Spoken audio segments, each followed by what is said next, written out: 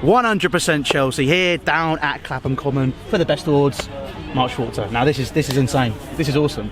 This is this is the first, like, in the last few years I had a proper interview with players, and this is like amazing. So obviously we're a fan channel, so we go into all the games, speak to Chelsea fans all the time, and obviously you played for Chelsea a few times. A couple of times. Unfortunately, Petter wasn't injured enough for me to play more games, so Petter, I'd still hold it against you. That's fair enough. But I mean, let's start there, because this was a question that was going through my head the whole time. I was thinking about what to ask you. So obviously 13-14 Champions League semi-final, Petter did get injured. Yep, he did me a favour. What was that like? Obviously the situation, because you always see when keepers do get injured, there's always a mad rush as to what's going on. What's the process with that? What was going through your head? Well, in one way I was fortunate. It happened like 14-15 minutes into the game, so I was ready. And I always, when I went to Chelsea, it was the first time, other than the beginning of my career, where I was no longer playing regularly. So I kind of approached every game as if I was playing. And I just said to myself all the time, as difficult as it was sitting on the bench watching games, it was about prepare yourself in case that there was an incident where you may have to come on at some stage of the game.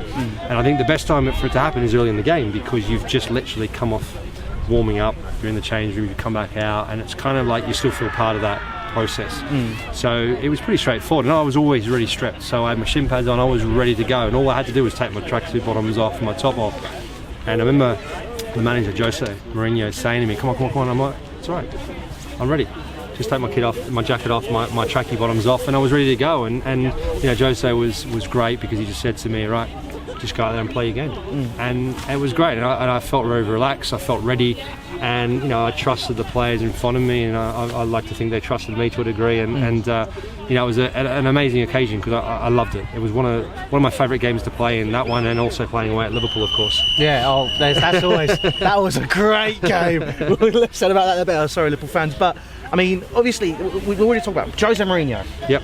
So you clearly think very highly of him. Yep. Every manager you work for, obviously people that you'd expect to get on. He gets a lot of stick. Yep.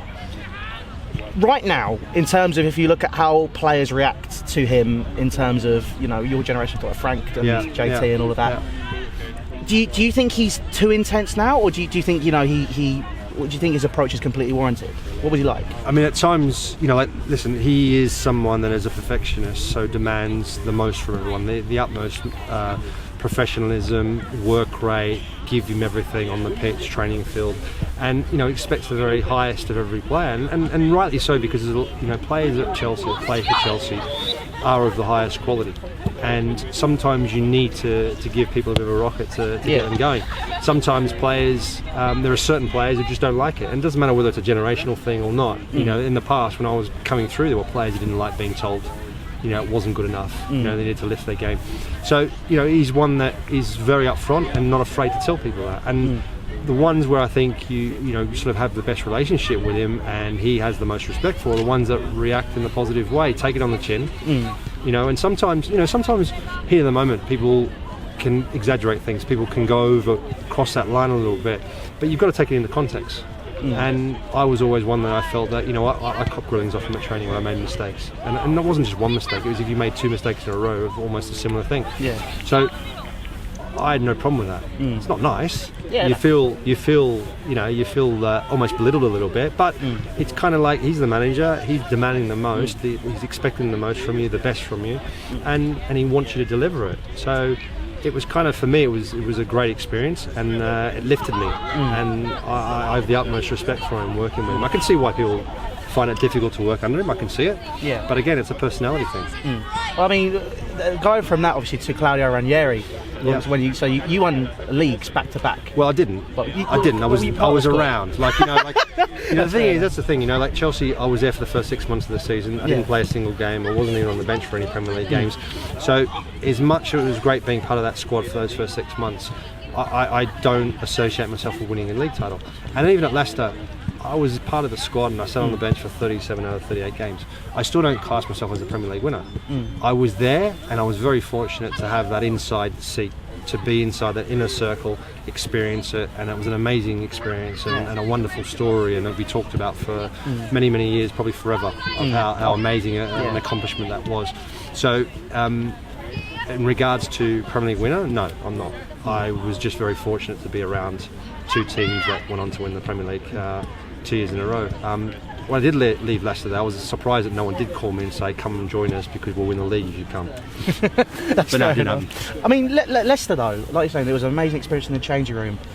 What was the vibe like? Obviously, you know, at the beginning of the season, Leicester had literally just survived. I'm guessing, you know, no one really thought, well, no one thought that would happen. No. As the season progressed, what was it like? What was the whole scenario? You know, there was no one particular moment where I would say that any player felt the pressure. It was incredible. You know, there was all this talk, always a talk about, you know, that it doesn't matter how long they'll go for, they will feel the pressure. When it comes down to it, when you see the finish line ahead of you, the pressure will be so great that players will buckle. You know, there's a couple of defining moments in the season. And firstly, it was the momentum from the previous season. We carried it on. Ranieri came in, and what he did very, very well was he basically didn't touch it. He let it continue. Added little tweaks here and there, but generally, obviously, one of the main key ingredients was N'Golo Kante. Phenomenal player, absolutely incredible, and an incredible person as well. So that was an amazing. That was such a vital ingredient. Fit in seamlessly, and he just complemented everyone in the team. And the momentum just kept going. Players just grew in self-belief, and they stuck together. So there were two moments. We lost last minute away at Arsenal, and could have easily crumbled, and the boys didn't. The boys just went, you know what? They were devastated they lost, but the overriding sort of feel around the change room was, right, we just lost 8 games. We haven't lost the title. We're not out of the title race. It's still there to be won. So it was like, right, we'll just go next week and we make sure we win. And then there was the game away at Manchester City, where we won 3-1, and we played them off the park. And the boys played them off the park. It was amazing, you know, and it was an incredible accomplishment. And that was probably the moment where you thought, hang on, actually, this group of guys can win the league. The way they're playing, if they continue that momentum, guys all playing at the top of their game, and you know, the rest is history. Yeah, what was your role? Were you kind of, because like you said, you were 37, 38 games. Were you more of a motivational speaker? What when in the changing room? Very little. No, very little. I mean, I was quiet. I was quiet around the background. I spoke to certain players, only players that needed a bit of talking to every now and then. That was it. A lot of the guys, there were other guys who took more of a major role because they were playing, they were in the middle of it, and they were the ones that were kind of in the change rooms, giving the loud speeches and everything else.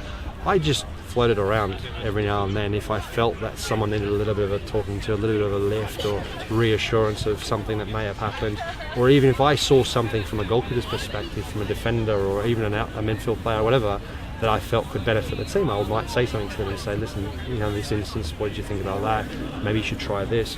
And I had a very, very small part to play, but like I said, it was an incredible experience to be part of that group. Well, ladies and gentlemen, they heard it from the man himself, Mark Schwarzer.